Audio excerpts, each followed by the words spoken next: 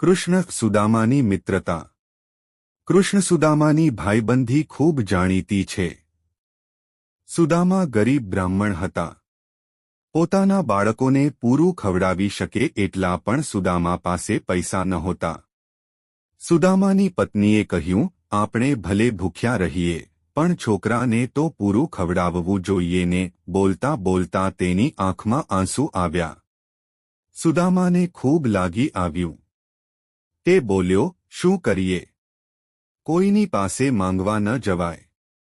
પત્નીએ સુદામાને કહ્યું, તમે કૃષ્ણની વાત તો વારંવાર કરો છો. તમારે તેની સાથે ખૂબ ભાઈબંધી છે એમ કહો છો. એ તો દ્વારકાના રાજા છે. ત્યાં કેમ જતા નથી? જાઓ ને. ત્યાં કંઈ માંગવું નહીં પડે. સુદામાને પત્નીની વાત ખરી લાગી. સુદામાએ દ્વારકા જવાનું નક્કી કર્યું. પત્નીને કહ્યું, ભલે, હું કૃષ્ણ પાસે જઈશ. પણ એના છોકરા માટે શું લઈ જાઉં?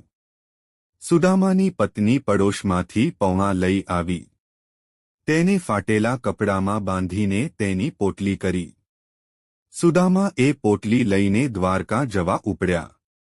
દ્વારકા જોઈને સુદામા તો છક થઈ ગયા.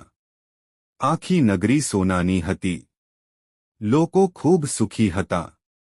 સુદામા પૂછતા પૂછતા કૃષ્ણના મહેલ પાસે ગયા. દરવાને આ બાવા જેવા લાગતા સુદામાને પૂછ્યું, અહીં શું કામ છે?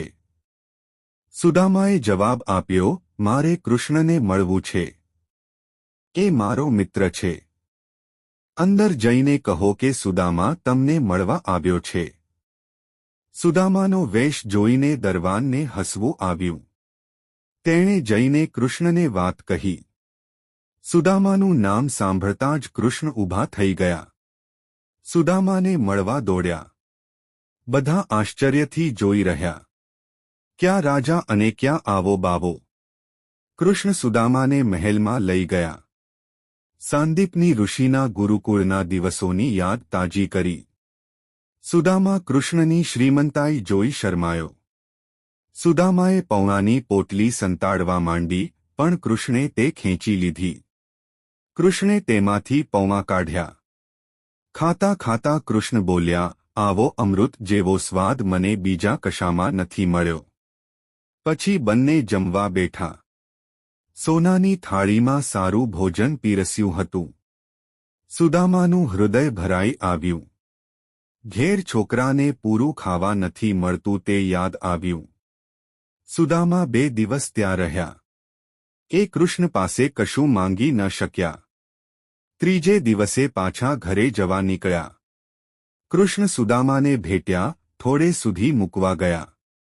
ઘરે જતાં સુદામાને વિચાર આવ્યો, ઘેર પત્ની પૂછશે કે શું લાવ્યા? શો જવાબ આપીશ? સુદામા ઘર પહોંચ્યા. ત્યાં તેણે પોતાનું ઝૂંપડું જ ન જોયું. એટલામાં તો સુંદર ઘરમાંથી પત્ની બહાર આવી. તેણે સુંદર કપડાં પહેર્યા હતા. પત્નીએ સુદામાને કહ્યું, જોયો ને કૃષ્ણનો પ્રતાપ. આપણી ગરીબાઈ ગઈ, કૃષ્ણે આપણા બધા દુઃખ ભાંગ્યા. સુદામાને કૃષ્ણનો પ્રેમ યાદ આવ્યો. તેની આંખમાં આનંદના આંસુ આવ્યા.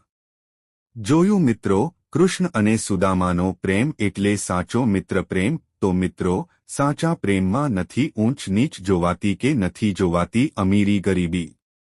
માટે જ આજે યુગો પછી પણ દુનિયા કૃષ્ણ સુદામાની ભાઈબંધીને સાચા મિત્ર પ્રેમના પ્રતીક તરીકે યાદ કરે છે.